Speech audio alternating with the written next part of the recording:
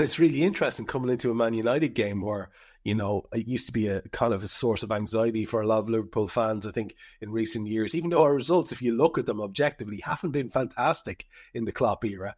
But you don't have any angst about this game anymore because we're just sort of on a different level to them for about a decade now. And that's a lovely place for Liverpool fans to be.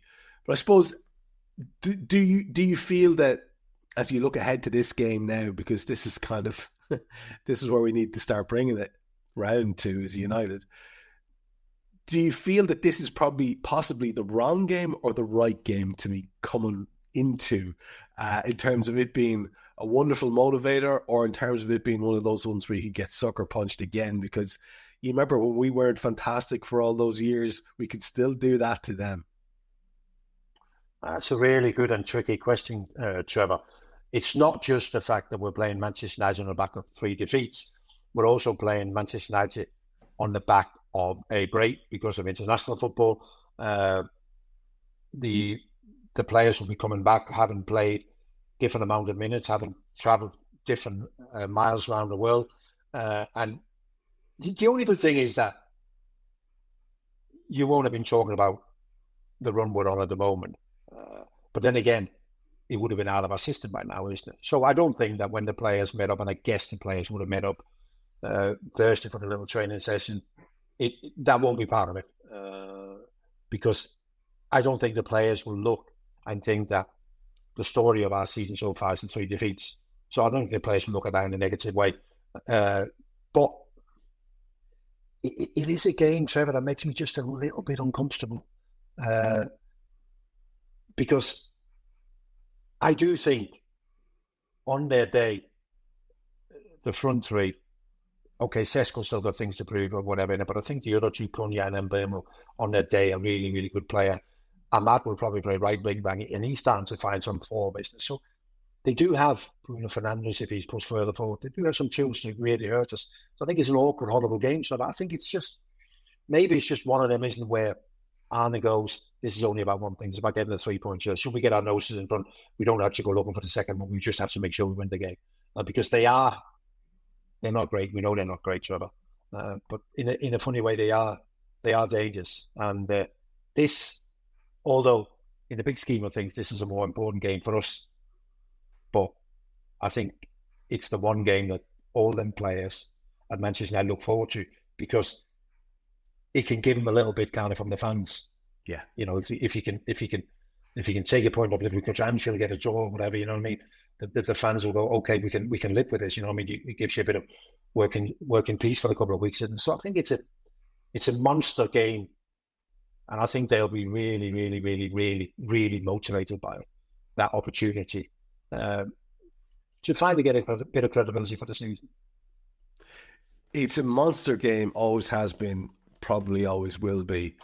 You've played in your share of them, and I spoke recently to you. We have a show ready to go with some of your goals. I can't wait to do that one, probably in the next break that we get. One of those was a spectacular goal against United, which must rank right up there in terms of your memories of games against them. But having been sort of part of what is the biggest fixture, if not in world football, then certainly you could argue it's the biggest fixture in British football for sure. But there would be times when it would, I'd say, be right up there for world football as well. Having been part of that, you must have a few big takeaway memories of games at Anfield against Man United. Yeah, but I've got stories about Manchester United really before I became a Liverpool player. First time I played against them was in an Amsterdam tournament with Ajax in 1983, with Big Ron Atkinson being the manager and all them. United always had a lot of good players, didn't they? We were back in the 80s, and Norman Whiteside, Paul McGrath and Brian Robson.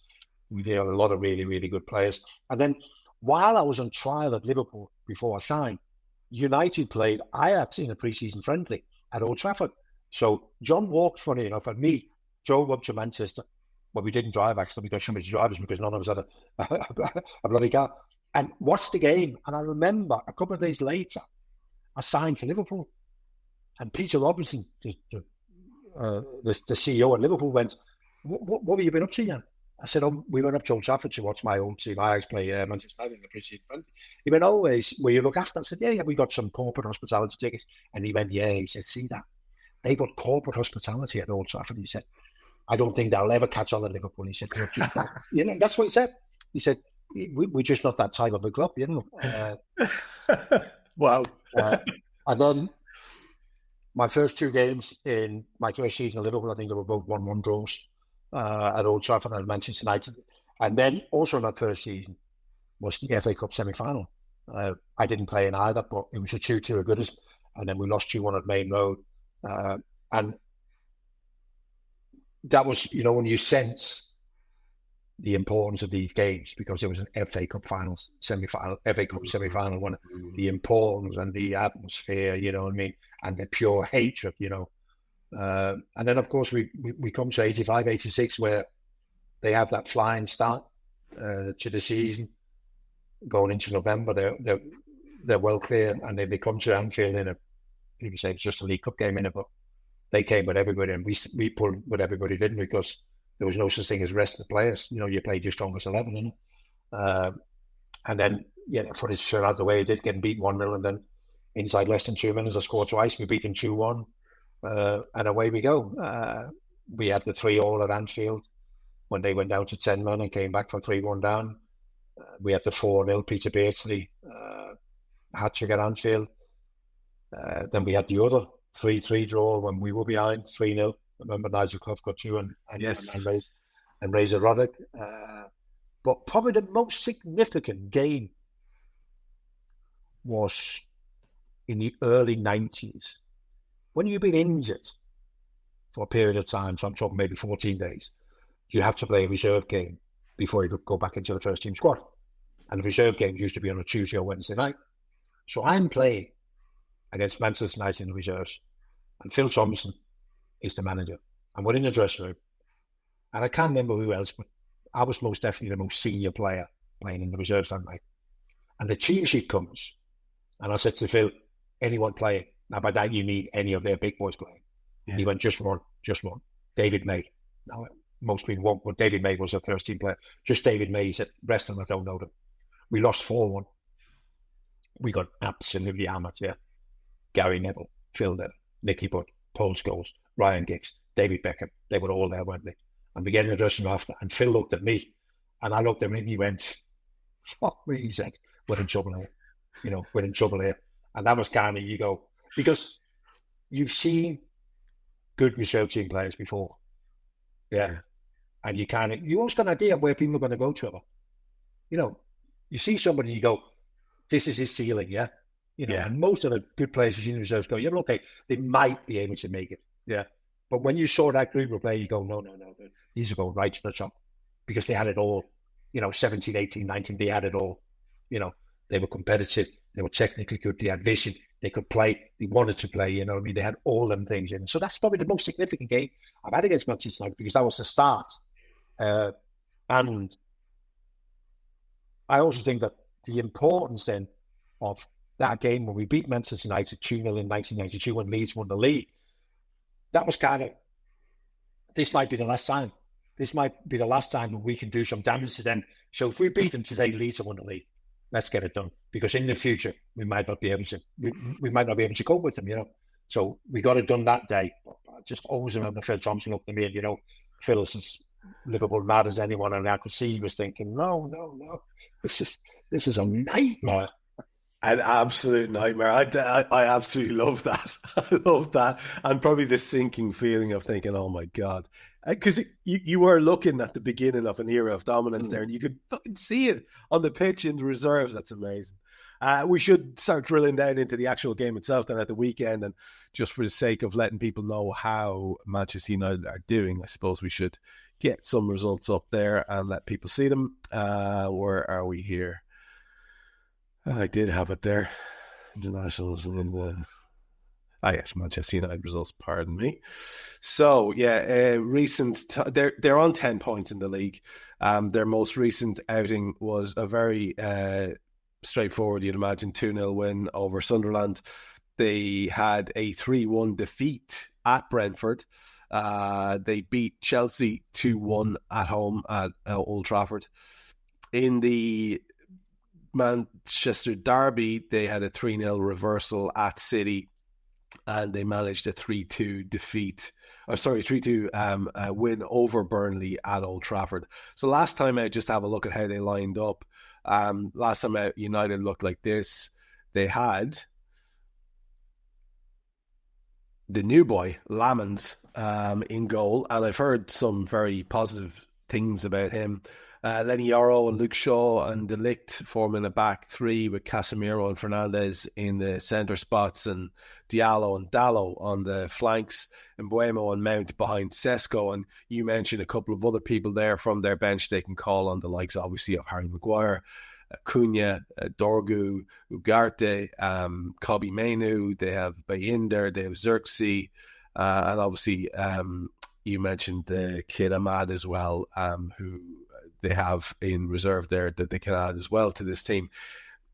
It is, Jan, a squad of good footballers to very good footballers, some outstanding footballers. But the problem is they've been trying to do things the manager's way, and famously it's not working yet. There's a lot of drama about whether it will or not, and he's been very frank about it. He doesn't cut a very happy figure. He seems quite, I won't say disgruntled in a bad way, but he's very open about how upset he is with everything. It's not a happy camp, it seems, Jan, but I think things like that can change. We don't want to provide them with the catalyst for that change. No, we don't. So if you look at it, I mean, they won 2 of the last 3 games. That's the bottom line in it. And so that in itself is okay. I was at the Brentford game. Saw Brentford's lineup from the start, playing 4-3-3 with a lot of pace on the flanks, smashing long balls, putting them under pressure from long throw-ins and corners, and they couldn't cope. But we know we're not going to play like that. We that's not how we play. We play in a different way. So I don't quite know what to make of them. The interesting bit will always be the makeup of the 2 sixes that they play with, Casemiro and Bruno Fernandes, or will you move Mason Mount back instead of Casemiro and then put Cunha back in as one of the 2 number 10s. So he does have options, a bit like us. And again, with the eye test, you look at Manchester United and go, it's not quite there. It's not quite happening. I mentioned the front 3 that they bought. The front 3 they bought for over 200 million. And they haven't really clicked as of yet. It's not really working. However, I'm a little bit worried about their 2 number 10s, if it's Mbeumo and Cunha, the damage that they can do. Because they're very good at carrying the ball, and I think there's positions where they can pick up the ball because of the way that we play, and they might be able to move and play 40 or 50 yards with their abilities to run with the ball. So there might be some. Generally, we just need to worry about ourselves. I just think with this game, we might need to prepare ourselves to play against Manchester United and to play against their unique system. It's the same system that Crystal Palace uses. It's the same system when Palace used that's give us problems. And if we go back to the January game last at Anfield, United probably should have beaten us. They were the better team on the day when they ended 2-2. So there is something in that system that causes us some problems. So I think I would like us to prepare for that system. Instead of go, this is what we're going to do. Well, let's just prepare ourselves for that system. And maybe play with 2 more sitting midfield players to be able to pick up their 2 floating number 10s. Now, that would entail one of the managers being less stubborn, because it appears Amorim is remarkably dogged, and he just is set in his ideas and he's going to keep going with it regardless. And he said, like, whatever happens, this is how it's going to be. This is how we are going to go. Arne Slot, we know, has that sort of quiet Dutch self-confidence and stubbornness as well. And a lot of people will be wondering, will he adjust? When you think about that, you'd like to see, wouldn't you, despite all the travelling, you'd like to see the midfield from last year restored. Well, we did see it recently. It didn't work very well in Europe, but we did see it.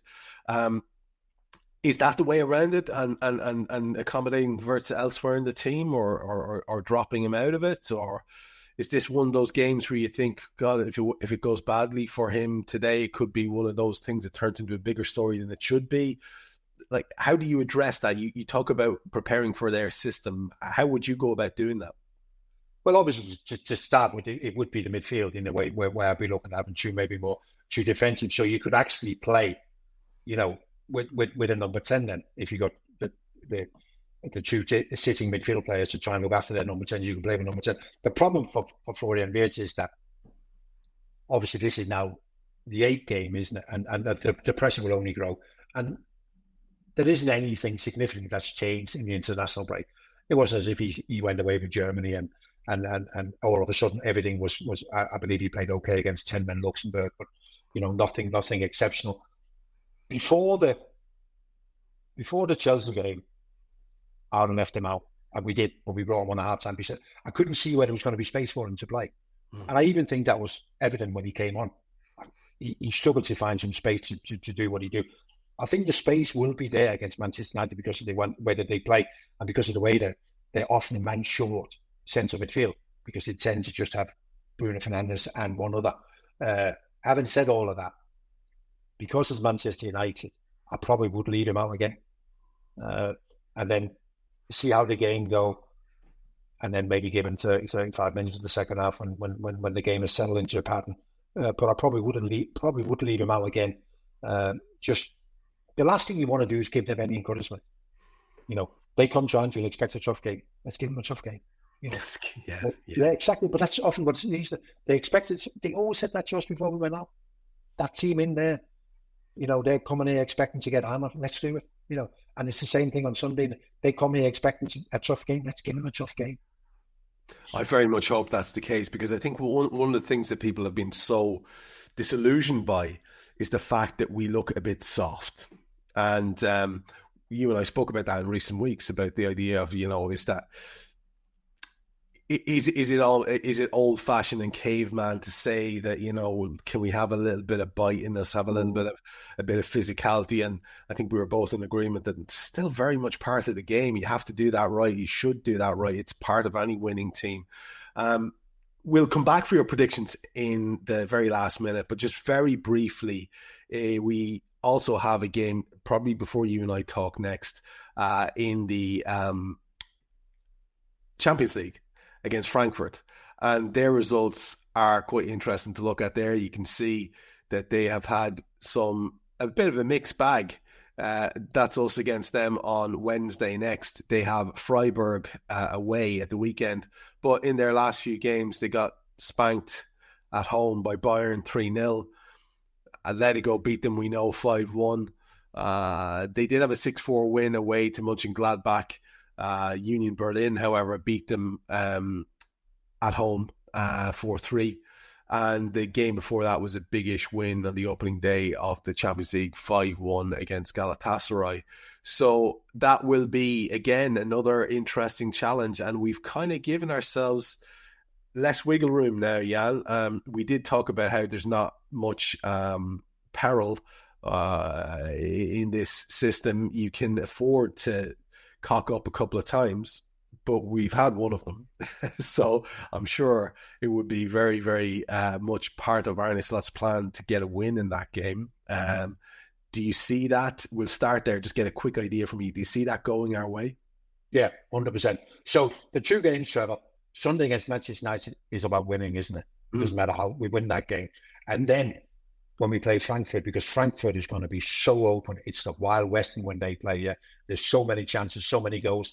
That's your game for Florian Wirtz, isn't it? That's your game for Alexander Isak to get his confidence. Maybe even the game to play both of them, Hugo Ekitike and Alexander Isak. Put them all out there and get yourself confidence, get yourself 3, 4, 5 goals, because you will get chances. They can't play any other way, Frankfurt. They only know one way. So a bit of tactic involved on Sunday against Manchester United, and then let them all loose in Germany on Wednesday. And the result coming from both of those, how do you see it going? Yeah, so we've now got 7 games before the next international break, and 4 of them at home. I think that's massive. It's always massive in it. Every game Liverpool play at home, regardless of who they play against, I expect them to win. And in that patch of 7 games, we also play Real Madrid. And I expect us to beat Real Madrid. So I think we'll beat Manchester United 3-2. But I do think they'll cause us some problems.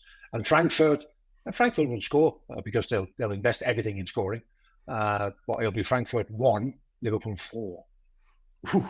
Can I just say I'd bite your hand off for both of those right now? Hopefully that is going to be the case. They've been letting us down and throwing a rare spanner into Jan's predictions of late with the dodgy form. So hopefully that will be addressed in the next game or two. We can get back to our more comfortable zone here, me and Jan talking about how everything's going swimmingly. Until then, as ever, my friend, thanks for all the efforts. And I love the stories. It's great to get the reminiscences and go back through it. I do appreciate you doing that. So thanks for that one. There's nothing wrong with things not being right, Trevor, is it? It just makes it more interesting. So off we go again. Yeah, I'm kind of in agreement. It is an interesting situation to be in, and I'll take that any day of the week. So until next week, from myself, from Jan, take care.